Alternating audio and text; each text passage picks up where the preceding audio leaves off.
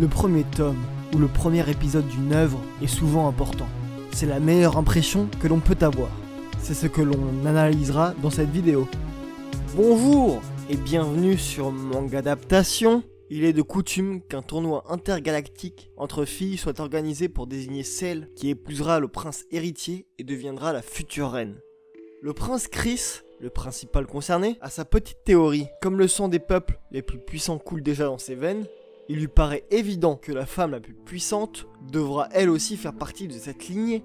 Chris a alors l'idée folle de créer son propre clone féminin, Kalki, afin qu'elle participe au tournoi et le remporte. Sauf qu'il n'a pas prévu qu'elle pourrait se retourner contre lui.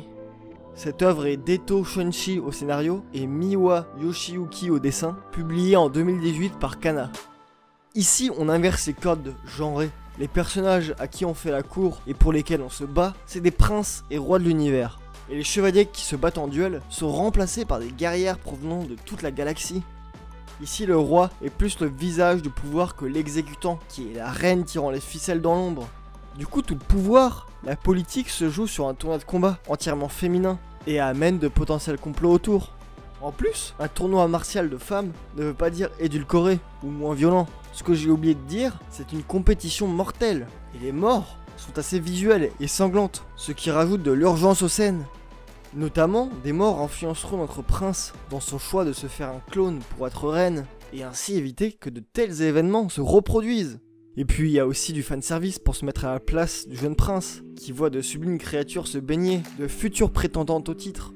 Enfin, le design de chaque personnage est intéressant par le fait qu'il est cohérent avec son background et l'histoire de son peuple. Prenons deux exemples concrets. Déjà, il y a Diana, de ce peuple guerrier Garmaya, qui a l'air d'avoir de très bonnes intentions.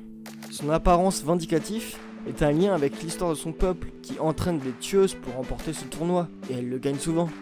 Prenons ensuite Kia, de la planète Nava. Elle est une sirène provenant d'un peuple de pêcheurs, qui par ce fait s'adapte parfaitement à son corps et ses capacités. Donc, chaque combattante a un design en adéquation avec ses capacités et son background.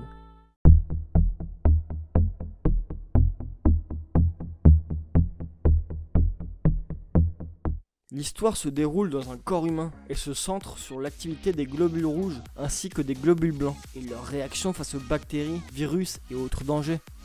AE 3803, un globule rouge jovial fraîchement formé, est malchanceuse en plus d'être maladroite. Elle est toujours au mauvais endroit, au mauvais moment. Heureusement, elle peut toujours compter sur le taciturne mais efficace U1146 qui élimine les menaces de manière rapide et précise. Cet animé est du studio David Productions, sorti le 7 juillet 2018 et qui comprendra 13 épisodes. Un animé éducatif, c'est cool, et de qualité, c'est mieux. Le scénario se concentre sur les attaques de virus, de maladies sur le corps humain. Par ce biais, on apprend le rôle de chaque élément du corps et les spécificités de chaque élément étranger. La forme n'est pas un simple exposé, mais une mise en scène comme dans un animé de combat, comme One Punch Man, où des monstres attaquent des villes. Ici, c'est la même chose. Les virus sont les monstres, le corps humain est la ville, et tous les éléments internes du corps sont les habitants de cette citadelle classée par nature, par mission. Du coup, on s'attache à cette histoire qui nous apprend des choses. En fait, ça serait un genre de remake d'Il était une fois la vie. Sauf qu'en plus, les personnages ont une vraie personnalité. AE 3803 est une jeune fille, un peu simplette, joviale, maladroite, alors que U1146 est froid, travailleur hors pair, et une relation intéressante se développe entre eux. De plus, les designs de ces personnages attirent l'œil, ils sont soit très colorés, soit uniques dans le manga.